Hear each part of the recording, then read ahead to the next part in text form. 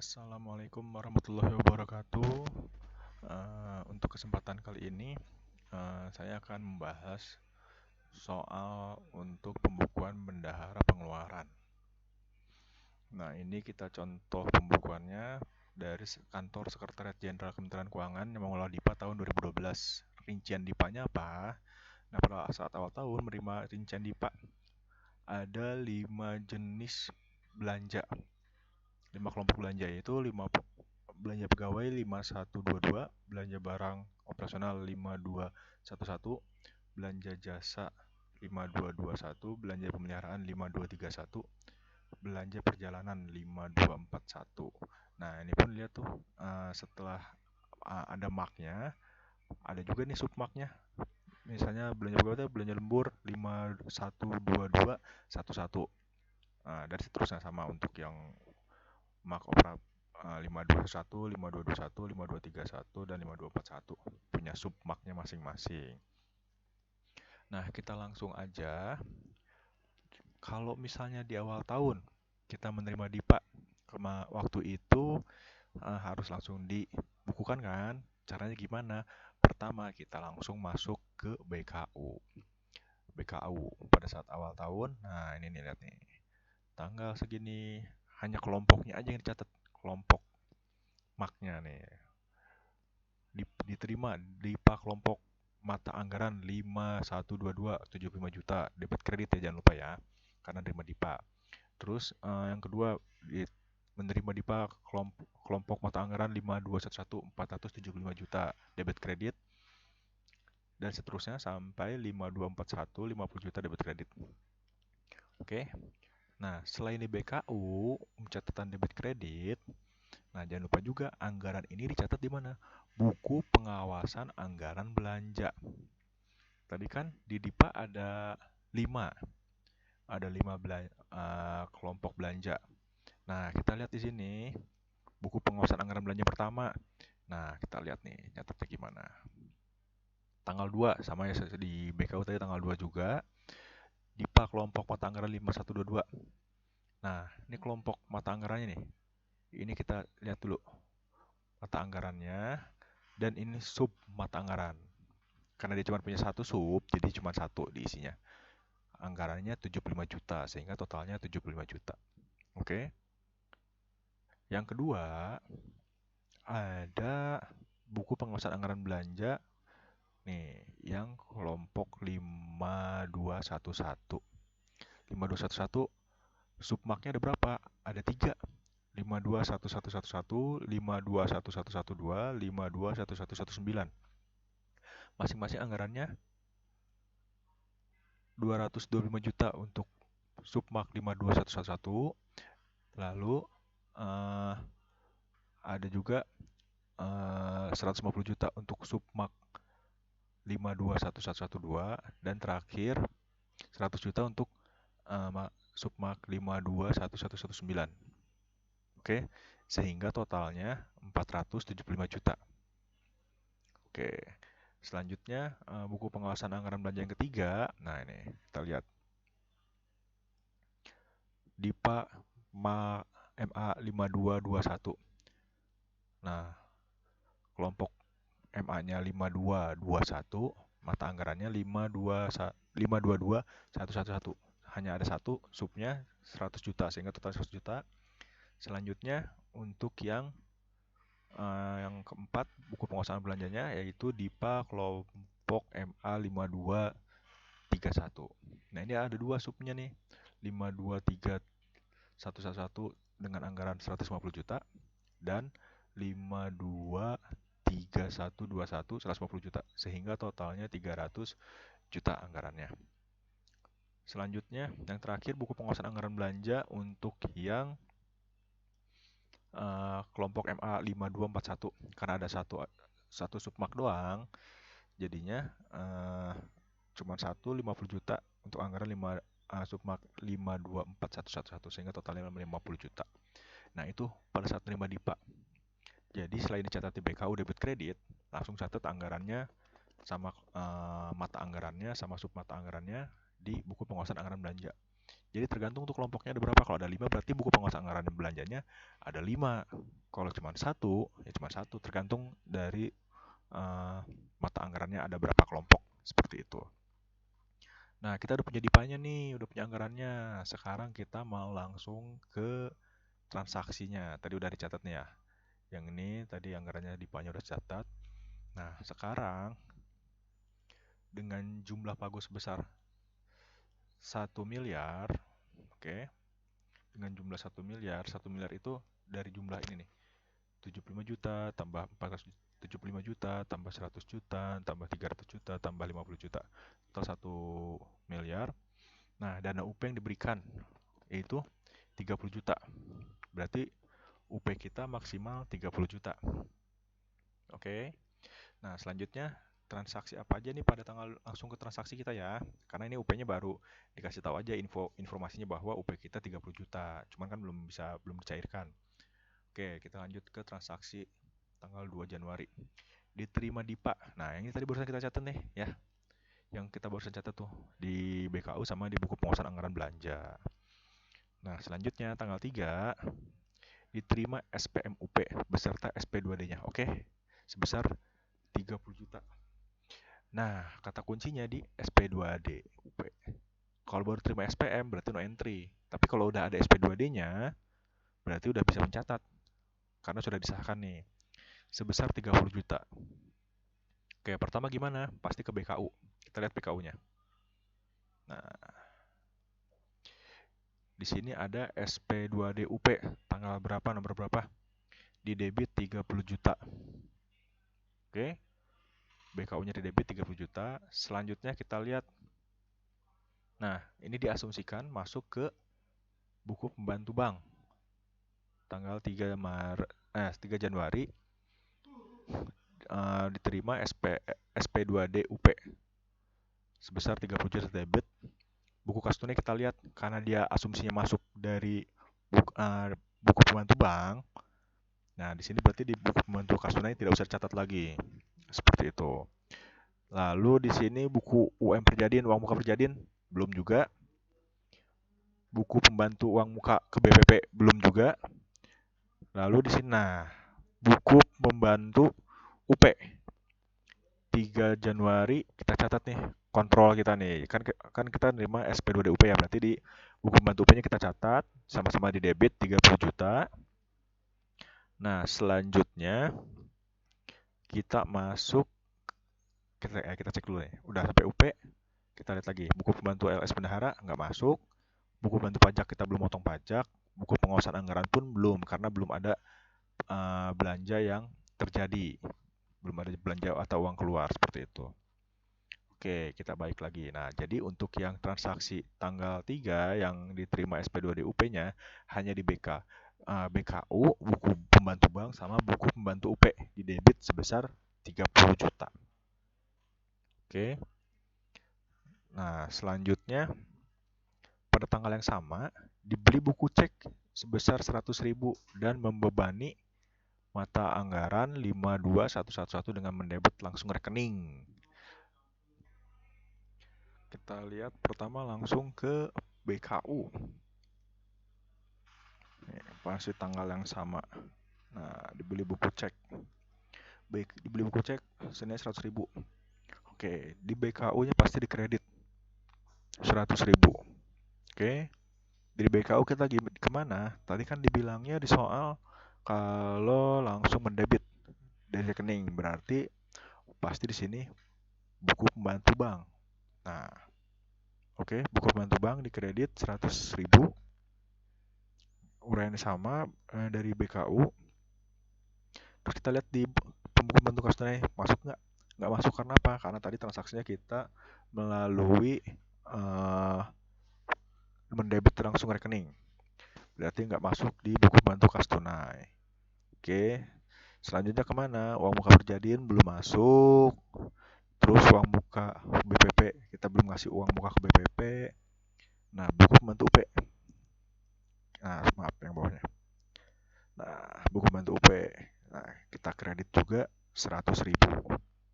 Oke, jadi di BKU, buku pembantu bank, dan buku pembantu UP di kredit 100.000. Selanjutnya di mana?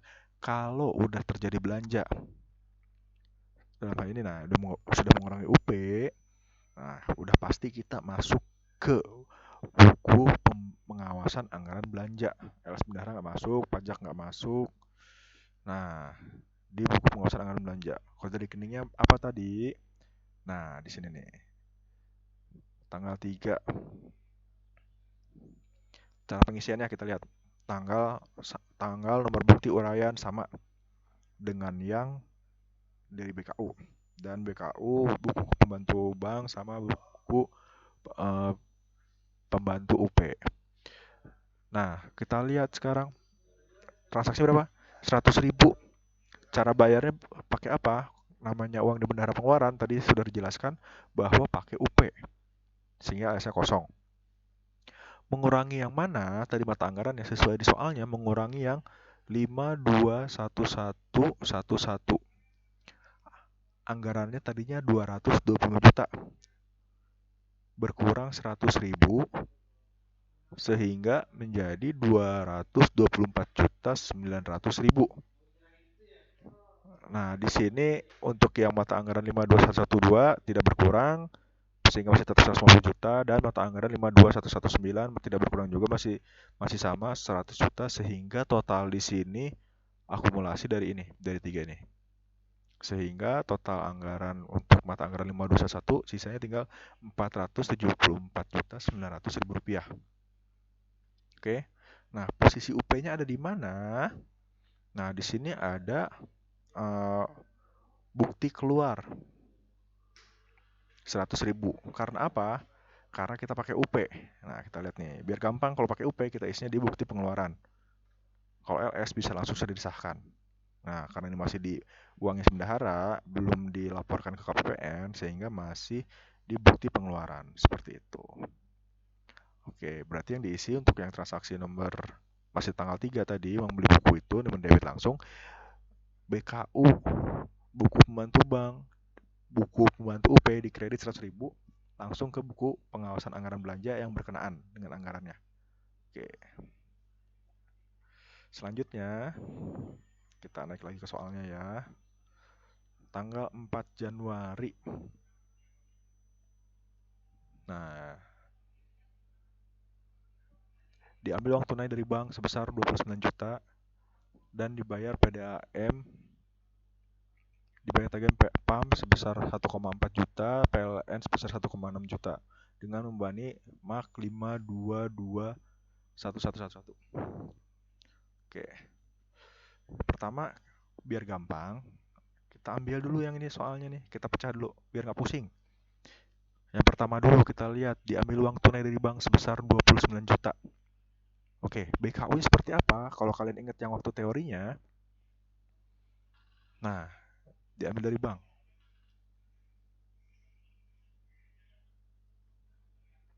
Diambil uang tunai dari bank. Kita lihat alur uangnya, logikanya, alurnya seperti apa. Nah, pertama kita BKU. BKU sesuai teori yang kemarin saya jelaskan, mengambil uang tunai dari bank, di sini pergeseran debit kredit. Karena apa? Sebenarnya secara saldo nggak berubah. Cuma ada perpindahan uang dari bank ke kas tunai, sehingga saldo BKU-nya tidak berubah. Oke? Clear ya? Kenapa ini bisa debit kredit? Oke, mungkin penjelasan selanjutnya akan dimengerti setelah penjelasan selanjutnya. Nah, alur uang yang tadi saya bilang, pertama dari bank. Nah, ini. Diambil uang tunai dari bank 29 juta, dikredit. Oke, banknya dikredit. Jelas ya? Nah, masuk ke mana? Masuk ke kas tunai, di debit. Nah, seperti ini. Sehingga tadi diambil uang kas 29 juta di kredit, di bank, di pembantu kas tunai, di debit 29 juta. Sehingga di BKU-nya debit kredit. Seperti itu. Oke? Clear ya? Nah, untuk perpindahan uang hanya seperti itu aja. Tidak mempengaruhi uang perjadin, tidak mempengaruhi uang muka dari BPP, tidak mempengaruhi UP, buku bantu UP, tidak mempengaruhi as bendahara, pajak, apalagi sampai ke pengawasan belanja anggaran belanja. Karena apa? Karena tidak ada uang keluar untuk dibelanjakan. Hanya pindah uangnya tadi dari bank ke kas tunai seperti itu. Oke, paham ya? Nah, itu baru yang perpindahannya. Nah, sekarang bayar tagihan PAM dan PLN masing-masing 1,4 dan 1,6 membebani 5221111. Oke? Nah, kita lihat. Nih. Oke. Dibayar tagihan PAM 1,4 di kredit, dibayar tagihan PLN 1,6 juta di kredit. Oke. Nah, kita lihat sekarang selanjutnya dari BKU kemana? Karena uangnya udah diambil dari bank, berarti sisa uang di bank kita lihat tadi tuh. Tinggal 900.000. Nah, sekarang kita bayarnya tadi udah ngambil uang, kita bayar. Nah, pakai buku pembantu kas tunai. Di sini bayar tagihan PAM 1,4, tagihan PLN 1,6. Jelas? Di buku pembantu bank nggak masuk. Jadi di sini kita lihat aja kita pakainya uang apa? Uang yang dari bank atau uang dari kas tunai gitu. Oke, selanjutnya uang muka berjadin belum, uang muka BPP tidak masuk. Nah, di sini buku pembantu uang persediaan untuk yang pembayaran PAM dan PLN masing-masing di kredit 1,4 dan 1,6 juta. Seperti itu. Nah, tadi udah dibilangin kalau misalnya bendahara udah mengeluarkan uang dan mengurangi UP.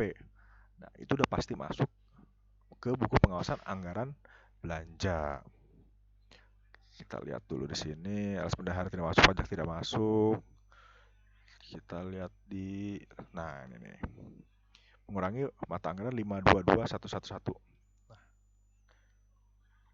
cara pengisiannya sama. Nah, dari tanggal, nomor, uraian sama. Ini transaksi 4. Cara bayarnya jangan lupa karena bendahara pengeluaran yang belanja sehingga pakai UP, di UP cara bayarnya. Mengurangi yang mana? 522111.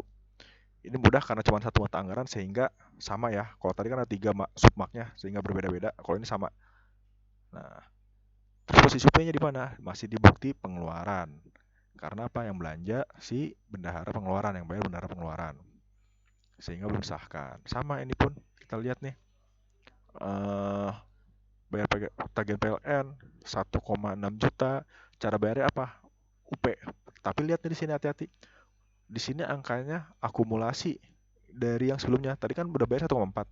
Sekarang kita bayar lagi 1,6 pakai bendahara pengeluaran sehingga pengeluaran UP-nya udah 3 juta totalnya kalau diakumulasikan. Dan di sini pun akumulasi berkurang. Dari 100 juta tadi udah berkurang 1,4 juta, sekarang berkurang lagi 1,6 juta sehingga anggarannya sisa 97 juta. Bukti pengeluarannya pun angkanya akumulatif. Di sini sudah 3 juta. Oke, clear ya? Nah, seperti itu. Jadi untuk bayar PAM dan PLN, pertama di BKU, kedua buku pembantu kas tunai, 3 buku pembantu UP di kredit, masing-masing 1,4 dan 1,6 juta, lalu langsung mengurangi buku pengawasan anggaran belanja. Seperti ini. Oke, kita lanjut soalnya. Kita naik lagi ke atas. Nah, selanjutnya tanggal 5 dikirim kepada BPP. Nah, kita mengirim uang kepada BPP dana UP sebesar 10 juta dengan rincian masing-masing mak untuk 5211 113 juta, untuk mak 521112 5 juta dan mak 521119 2 juta. Kita lihat caranya gimana.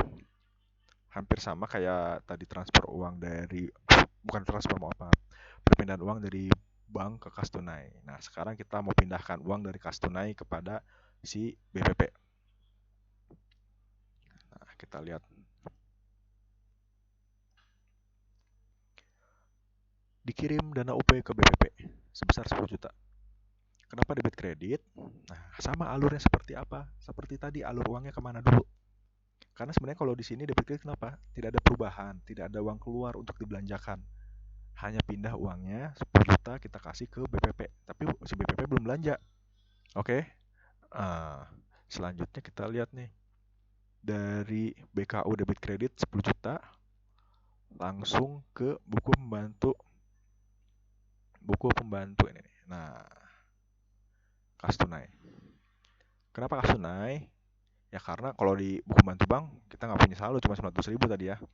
Nah, kita di sini ada buku bantu kas tunai, kita kredit 10 juta untuk kita transfer atau kirim, bukan transfer, mohon maaf, untuk diberikan kepada BPP.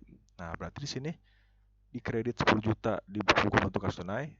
Nah, selanjutnya masuk ke buku pembantu uang muka BPP sebesar 10 juta di debit. Seperti itu ya.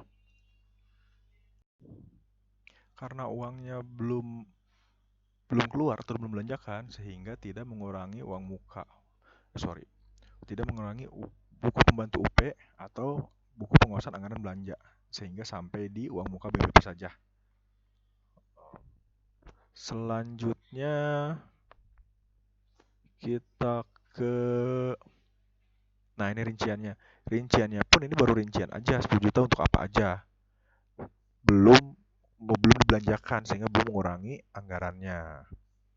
Oke, sekarang selanjutnya tanggal 10 Januari diterima SPM atau SP2DLS atas nama CV Kaimana untuk pengadaan bahan makanan sebesar 25 juta dengan mata anggaran 52111112. Nah, kita cek nih SP2DLS ya. Ingat LS kemarin gimana caranya? Di BKU-nya sebentar. Di BKU-nya di sini ada. Nah, ini nih SP2DLS atas nama untuk pengadaan bahan makanan. Debit kredit 25 juta. Kenapa debit kredit? Karena di sini hanya BKO yang mencatat saja debit kredit 20 juta, tidak ada uang yang melalui kita. Jadi kita hanya kasih tembusan SP2DLS atas nama CV Kaimana tersebut. Di buku pembantu bank ada? Tidak, karena kita tidak menerima uang dari KPPN melalui bank. Kas tunai pun tidak, karena apa? Karena uangnya tidak mampir ke bendahara pengeluaran. Kita hanya dikasih tembusan SP2D-nya saja. Untuk uang muka perjalanan pun tidak ada, BPP tidak ada, UP pun tidak ada. Kenapa tidak ada? Karena ya itu tadi, yang belanja bukan pakai uang si bendahara pengeluaran, tapi pakai uangnya si KPPN langsung kepada pihak ketiga. LS bendahara pun tidak, karena tidak melalui bendahara. Pajak pun tidak. Nah, berarti dari BKU langsung ke buku pengawasan anggaran belanja. Nah, tanggal berapa? Tanggal 10. Mengurangi yang mana? Mengurangi yang ini nih, 521112. SP2DLS FPKI mana? Sebesar 20 juta transaksinya. Cara bayarnya apa? Nah, LS. Karena SP2DLS. Mengurangi yang mana? 52112 yang ini. Tadi yang anggaran 150 juta dikurangin pembayaran 20 juta sehingga saldo tinggal 125 juta. Yang lain tidak ada perubahan sehingga kita bisa totalkan. Dan posisi UP-nya gimana? Sudah disahkan karena yang bayar KPPN. Untuk diketahui bahwa kalau LS itu diverifikasi di awal sehingga sudah disahkan di awal oleh KPPN sehingga di sini sudah disahkan seperti itu. Oke, kita balik lagi ke atas ke soalnya mana. Nah, selanjutnya tanggal 11 Januari. Nah, direncanakan diadakan kegiatan undukan dana melebihi UP. Maka diajukan SPP TUP. Atas SPP TUP tersebut, bendahara menerima SPM atau SP2D TUP sebesar 30 juta. Nah, untuk biar gampang, kita lihat dulu aja deh. Nah, kita menerima SP2D TUP. Intinya kan seperti itu ya. Sebesar 30 juta. Hampir sama dengan penerimaan pada saat penerimaan SP2D UP. Nah, pertama kita lihat satu-satu nih transaksi biar nggak pusing kalian ya. Nah, satu-satu dulu. Kita terima SP2D TUP-nya dulu. SP2 TUP diterima di debit 30 juta. Oke, clear? Lalu tadi kalau kita terima SP2D masuk ke mana? Nah, masuk ke buku pembantu bank 30 juta. Kas tunai masuk? Belum masuk. Oke. Belum masuk kalau pencairan SP2 TUP karena masuknya ke bank. Lalu uang perjalanan tidak masuk, uang muka BPP tidak masuk. Nah, di sini kita masuk ke buku pembantu UP. Karena kita menambah TUP tambahan uang persediaan sebesar 30 juta seperti itu. Berarti untuk penerimaan SP2D UP bukuannya di BKU, buku pembantu bank, buku pembantu UP, Nah, itu kita debit masing-masing 30 juta. Nah, belum beres ya. Itu kan baru menerimanya. Terus langsung diambil nih dari bank nih. Caranya seperti tadi. Di BKU-nya debit kredit. Nah, diambil uang dari bank sebesar 30 juta. BKU-nya debit kredit. Alur uangnya gimana? Dari bank keluar sebesar 30 juta di kredit. Oke. Lalu masuk ke kas tunai di debit 30 juta seperti itu. Yang lain tidak mempengaruhi karena di sini hanya pergeseran uang dari bank ke kas tunai. Belum ada belanja sehingga tidak masuk UP, tidak masuk pengawasan anggaran belanja. Selanjutnya, oh ternyata di sini ada persekot. Persekot itu uang muka ya. Untuk SPPD jadi di sini si atas nama Bapak Santoso dan kawan-kawan akan melaksanakan perjalanan dinas. Seperti itu. Jadi kita kasih apa ya? Kasih uang muka atau pegangan lah istilahnya 30 juta dari dana UP tersebut. Nggak usah pusing dengan menggunakan dana UP, yang penting uangnya ada 30 juta. Ada uangnya 30 juta yang tadi kita minta itu. Nah, kita kasih ke Bapak Santoso dan kawan-kawan yang akan berangkat. Caranya gimana? Hampir sama dengan perpindahan uang. Jadi di BKU-nya mana ya? Nah, di sini nih. Di BKU-nya debit kredit karena apa? Sebenarnya tidak ada uang berkurang untuk BKU untuk keseluruhan ya. Uang total keseluruhan itu tidak berkurang. Cuma ada berpindah di sini, berpindah dari mana? Uang kasnya berkurang 30 juta di kredit di sini ya nanti ya. Nanti di debitnya di mana? Di uang muka persekot perjalanan dinas. Nah, untuk BKU-nya di debit kredit karena tidak total tidak berkurang, keseluruhan uang keseluruhan tidak berkurang, di bank pun tidak. Nah, kas tunai ini. Kas tunai berkurang 30 juta. Dibayar persekot SPPD atas nama Santoso 30 juta kredit. Di debitnya apa? Masuk mana uang 30 juta yang kita keluarin tadi, yang bendahara pengeluaran tadi? Nah, masuk ke uang muka perjadian. Oke? Clear ya? Seperti itu. Jadi sama kayak pergeseran uang dari bank ke kas tunai seperti itu, atau dari si bendahara pengeluaran ke BPP. Nah, ini contoh satu lagi, pergeseran uang dari kas tunai ke uang muka perjadian. Oke. Seperti itu. Udah ada belanja belum? Belum, karena uangnya kan belum di SPJ-kan. Baru dikasih, belum ada pengeluaran uang untuk belanja. Seperti itu, karena persekot di sini masih uang muka. Oke, makanya judulnya uang muka perjadian. Atau persekot perjadian. Seperti itu. Selanjutnya, tanggal 14 Januari. Nah, biar nggak pusing, kalian satu-satu dulu. Yang ini dulu aja deh. Nah, pada sore hari dibayarkan biaya pemeliharaan gedung kepada CV Megah sebesar 10 juta dengan membebani mata anggaran 523111. Oke, tanggal 14 Januari kita cek.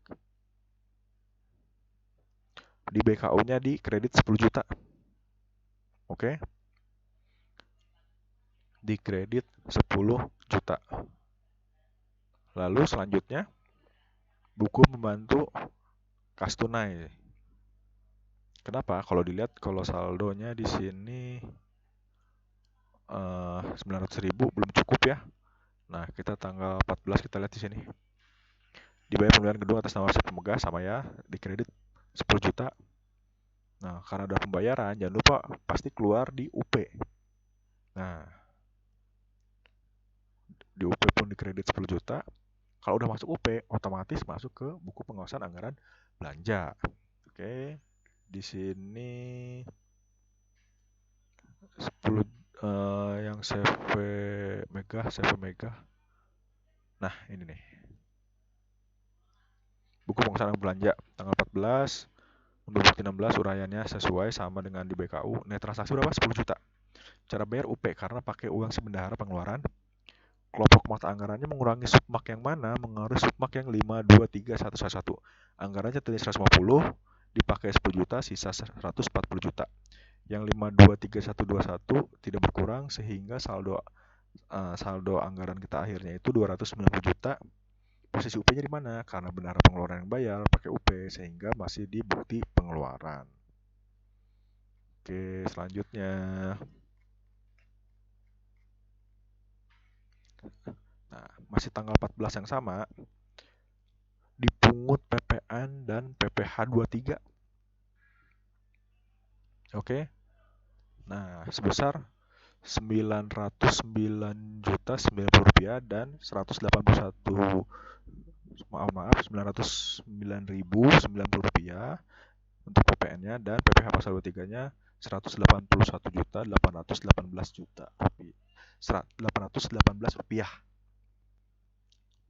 Oke. Nah, ini angka dapat dari mana? Namanya pemerintah itu kan kemarin bayarnya kalau pembayaran pakai bruto, nilai bruto. Namun kita sebagai wajib pungut kita harus pungut pajaknya. Karena di sini pemeliharaan pasti kena PPN dan PPh pasal 23 karena jasa pemeliharaan. Nah, itu untuk mencari nilai PPN-nya dan PPh-nya kita harus cari DPP-nya dulu. Jadi di sini 10 juta dikali 100 per 110 dapatlah 9 juta sekian nih. 10%-nya PPN-nya berarti Rp909.090. Dan untuk PPh pasal 23-nya tinggal dikalikan 2% kali 9 juta yang tadi 9 juta sekian. Dapatlah angka Rp181.818. Oke. Biar tidak pusing juga, pecah lagi nih soalnya dulu nih satu-satu. Yang pertama memungut dulu ya. Oke, kata kita bendahara pemerintah wajib pungut pajak, ya kita pungut dulu pajaknya untuk PPN dan PPh pasal 23. Oke, memungut pajak pasti pertama masuk ke BKU. Memungut pajak di BK tanggal 14. Nah, ini dipungut PPN atas nama CV Megah Rp909.090 dan dipungut PPh pasal 23 atas nama CV Megah Rp181.818 di debit. Nah, lalu dari BKU tadi kita pembayaran apa? Tunai ya.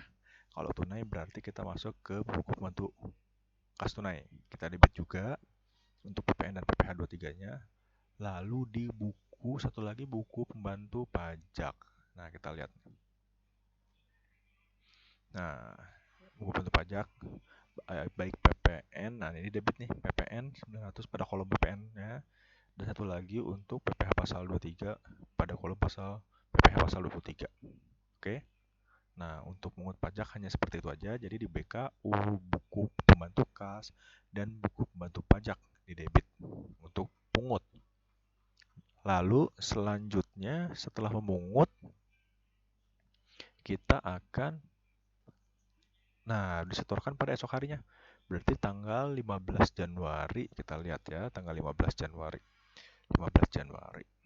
Nah, disetor PPN atas nama CV Megas, dikredit Rp909.090 dan PPh pasal 23 atas nama CV Megah dikredit Rp181.818. Oke. Dari BKU kita lari ke buku pembantu kas. Karena kita terima potongnya kas, kita bayar kas juga, pakai kas juga. Oke, dikredit juga untuk PPN dan PPh pasal 23-nya. Satu lagi pada buku pembantu pajak. Kita lihat. Pajaknya pun kita kredit PPN dan PPh pasal 23. Nah, kreditnya saldonya cuma satu, kolomnya cuma satu, hanya kredit saja. Karena kita cuma satu, hanya menyetorkan ke kas negara. Oke, masing-masing Rp909.090 dan Rp181.818. Oke, jadi itu udah setor. Kalau misalnya pada hari yang sama pungut dan setor, boleh di sini langsung keterangannya pungut dan setor dan ini debit dan kredit. Tapi karena ini beda hari sehingga dibedakan. Oke. Selanjutnya tanggal 20. Nah, 20 Januari. Jadi di situ ada diterima SPPD rampung atas nama Santoso dan kawan-kawan. Yang tadi berangkat tanggal 12, tanggal 20 dia udah kembali dan udah ada SPPD-nya nih. Udah ada SPPD-nya. Oke, berarti ini udah bisa diakui belanja. Jadi dia kemarin tuh kasih uang muka 30 juta buat berjalan dinas dan kembali lagi ternyata 30 jutanya habis tuh di SPJ-kan semuanya, terpakai semuanya dari SPJ-kan. Kita lihat pembukuannya seperti apa.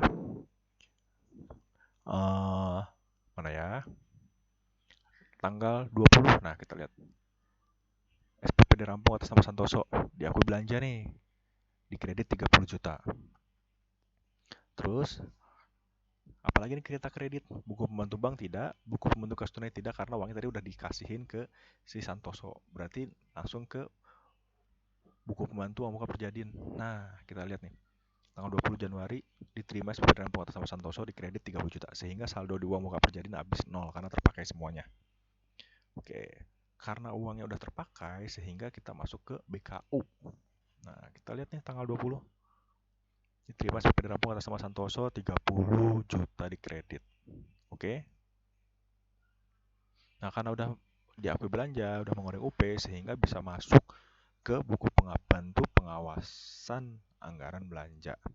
Mana nih untuk yang perjalanan dinas kita cari. Nah, tanggal 20.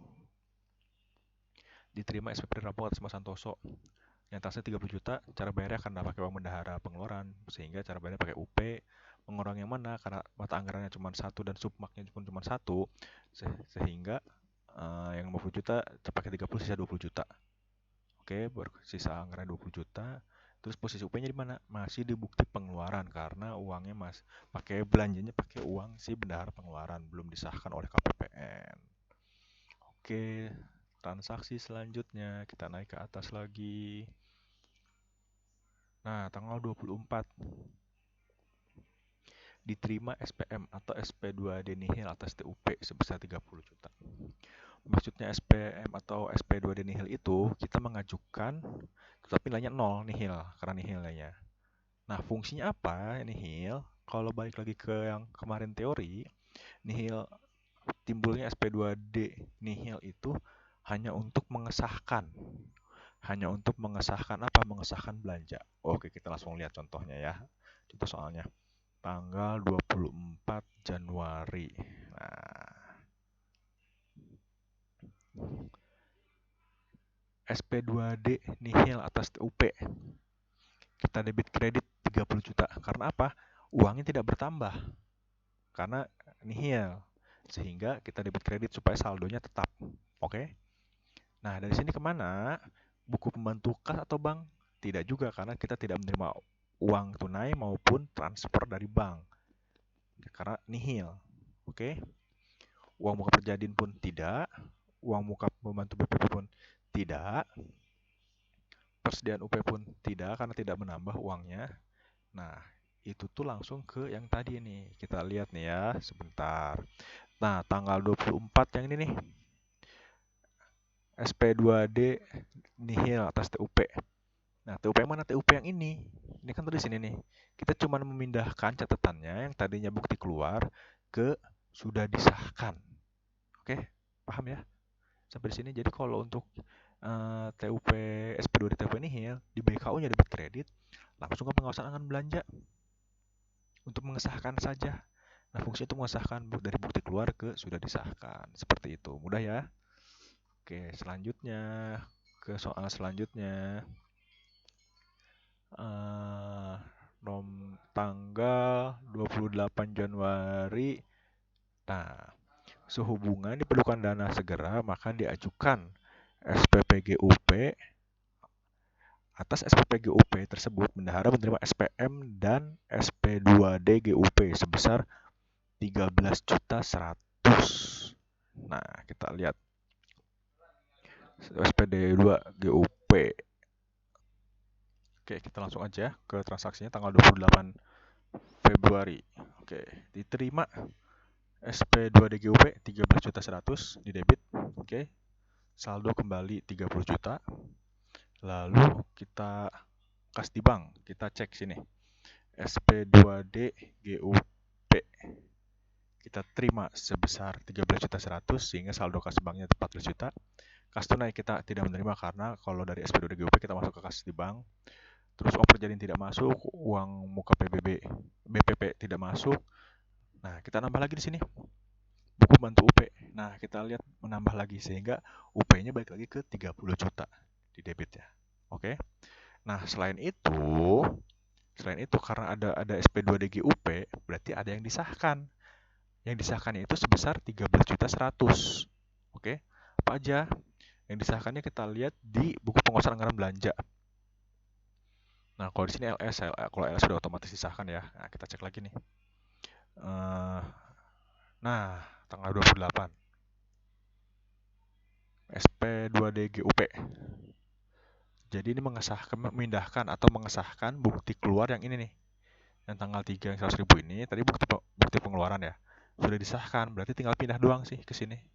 Dari sini pindah ke sini, seperti itu. Terus di buku penguasaan anggaran belanja yang selanjutnya, yang tadi bayar PAM sama PLN, yang 1,4 dan 1,6, total 3 juta kan ya. Nah, sekarang sudah disahkan. Tinggal pindah ke sini angkanya. Sudah disahkan yang tadi belanja itu. Selanjutnya, di sini nih ada pemeliharaan gedung. Yang tadi 10 juta baru bukti pengeluaran, sekarang sudah pindah disahkan 10 juta. Oke, kalau ini kan emang LS ya. Jadi 10 juta itu, jadi 13 juta 100 itu tadi, kalau mau lihat rinciannya, ya ini tadi untuk untuk mengganti uang yang tadi beli buku cek 100.000, bayar PAM 1,4 juta, bayar PLN 1,6 juta, dan pemeliharaan gedung sebesar 10 juta. Totalnya 13 juta 100, seperti itu. Mudah ya? Jadi kalau untuk SP2DGUP selain nambah uang, ada pengesahan juga di situ. Oke. Selanjutnya tanggal 29. Nah, di sini ada SP2D LS bendahara. Oke. Nah, LS bendahara maksudnya udah dijelaskan waktu itu, kita ulang lagi. Ada uang SP2D LS yang langsung tapi dititipkan melalui bendahara. Jadi tidak langsung. Kalau yang tadi di atas ini kan ada yang langsung ya, ada yang nih LS nih nomor tanggal 10 contohnya. LS ke atas nama CV Kaimana. Nah, itu langsung ke atas nama CV-nya tuh ditransfernya. Kalau ini SP2D LS bendahara, LS tapi melalui bendahara. Untuk apa? Nah, di sini ada uang lembur sebesar 10 juta dan dipotong 1.500.000 untuk PPh pasal 21. Nah, transaksi membebani mata anggaran 512211. Oke, kita cek ya. Kita cek tanggal 29. Nah, kita lihat nih. Nerima SP2D LS untuk uang lembur. Nah, kita debit 10 juta. Ya enggak? Nah, kita kredit potongannya 1,5 juta. Oke, sehingga kalau logikanya di sini kita menerima uang sebesar 8.500.000, yaitu 10 juta dikurangin 1.500.000. Oke. Nah, kita lihat lagi di buku pembantu bank. Oke, sama ya. Karena biasanya kita SP2D itu kita terima melalui bank. Oke, sama ya, kita menerima uang 8.500.000 yaitu dari di debitnya 10.000 dan kreditnya 1.500.000. Potongan PPh pasal 21. Selanjutnya dari situ kita lihat juga coba kita lihat. Nah, ini nih. Tanggal 29 buku pembantu LS bendahara. Kita debit 10 juta dan kredit potongan pajak PPh pasal 21-nya 51.500 sehingga kita menerima uang 8.500.000. Oke, clear ya. Nah, di sini kita tidak masuk catat di buku pajak. Kenapa? Karena sudah dipotong oleh si KPPN, yang motong KPPN. Bukan bendahara pengeluaran, karena ini LS. Oke? Kalau UP, belanjanya pakai UP, kita masukin buku pembantu pajak, potongan pajaknya. Tapi karena LS, jadi dia nggak dipotong oleh kita. Selanjutnya, nah ini pun di buku penguasaan anggaran belanja kita sudah masuk tanggal 29. Di sini kita masukin SP2DLS uang lembur 10 juta nilai transaksinya. Cara bayar LS mengurangi mata anggaran yang 512211 sehingga anggaran tadinya 75 juta menjadi 65 juta. Oke, nah posisinya sudah sah karena LS itu disahkannya di awal, diverifikasi di awal oleh KPPN. Sehingga pada saat cair itu sudah bisa disahkan, seperti itu. Oke, nah itu kan baru yang ininya ya, baru yang pencairan SP2DLS-nya. Nah, pada tanggal yang sama, uangnya kita ambil dari bank.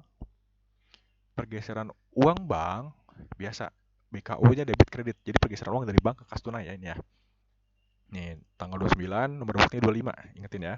Oke, debit kredit 8.500.000, keluar 8.500.000 dari kas tunai, dari bank, masuk ke kas tunai. Kita lihat ya. Nih. Oke, tanggal 29, nomor bukti 25. Diambil dan bagikan uang lembur dari bank. Oke, banknya kredit 8.500.000 dan masuk ke kas tunai. Tanggal 29, nomor bukti 25, kasnya debit 8.500.000. Oke. Nah, ini sudah perpindahan uang dari bank ke kas tunai. Karena udah dipegang oleh bendahara kas tunainya, sehingga tinggal dibagikan deh. Tinggal dibagikan. Nah, kan di sini tadi udah diterima, terus diambil dari bank dan dibagikan. Oke, berarti di sini ada 3 transaksi sebenarnya ya. Mohon maaf, ada 3 transaksi, tapi satu transaksi tapi ada 3 langkah. 1 pencairan dan dipotong, 2 diambil dari bank, dan yang ketiga dibagikan. Oke, nah sekarang kita bagiin. Nah, tanggal 29 pada hari yang sama kita bagikan. Tanda terima pembayar uang lembur. Kita kredit 8.500.000 di BKU-nya. Selanjutnya, buku pembantu bank tadi kan udah diambil dulu ya. Nah, sekarang kita keluarin dari kas tunai. Oke, kita lihat. Tanda terima pembayaran lembur di kredit kas 8.500.000. Uang perjadin tidak, uang muka BPP tidak, uang persediaan UP pun tidak. Karena apa? Karena tadi LS yang masuknya ya. Nah, baru kita keluarin di sini buku pembantu LS bendahara. Dikeluarin nih tanda terima pembayaran uang lembur sebesar 8.500.000, pajak tidak. Buku penguasaan anggaran pun tadi sudah di awal, yang sebelumnya, transaksi sebelumnya pada saat SPDWD LS-nya cair. Seperti itu. Oke, sekarang kita balik lagi ke atas. Oke. Di sini bendahara menghitung jumlah transaksi debit dan kredit untuk dituangkan dalam LPJ bendahara. Oke, ini sebenarnya udah beres, kita tutup nih ya ceritanya ya. Nah, untuk BKU sisa uangnya berapa sih? 30 juta nih. Oke. Di BKU total uang kita punya 30 juta. Terdiri dari apa aja? Nah, kita lihat buku pembantu kas banknya, buku pembantu bank. Di bank kita punya 14 juta. Oke? 14 juta. Lalu di kas tunai kita punya 6 juta. Oke, 14 tambah 6, 20 juta. 10 juta lagi di mana? Ada di BPP. Di sini nih. Nah, uangnya nih. 10 juta lagi ada di BPP.